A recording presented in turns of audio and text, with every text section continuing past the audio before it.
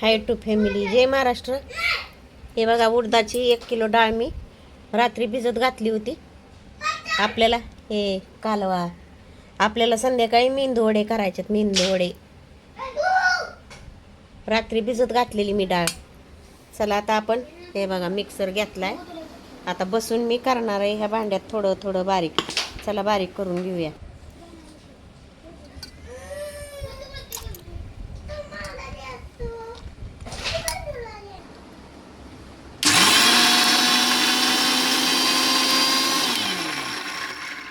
चला आता सगळी डाळ आपण वाटून घेणार आहे मिक्सरमध्ये. चला खोबऱ्याची चटणीची तयारी करून घेतली मी. हे बघा, आलं, खोबरं वल्लं, नारळ पडला, नारळातलं काढले, कोथिंबीर, लसूण, खोबरं, आलं आणि पुदिना थोडा टाकलाय. आता आपल्याला हे बारीक करून घ्यायचं आहे चटणी बनवायसाठी. हे बघा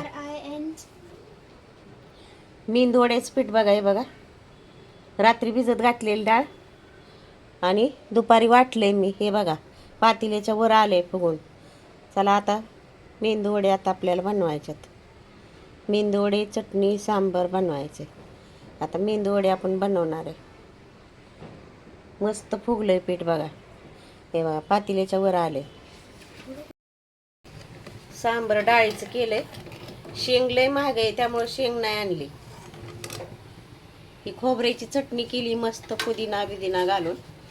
हे बघा चटणी जरा पातळच केली वड्यासाठी. चटणी शेंगदाणे खोबऱ्याची चटणी आणि सांबर केले.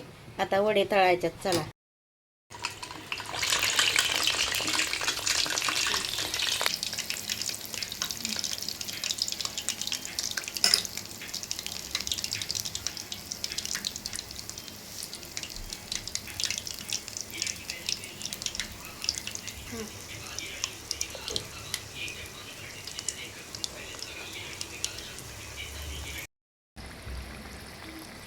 चला वडे तळायचे चालू आहे.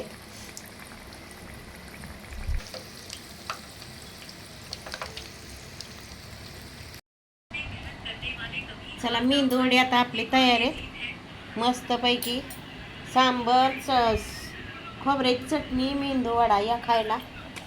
हे बघा मस्त बनवलेत, या खायला.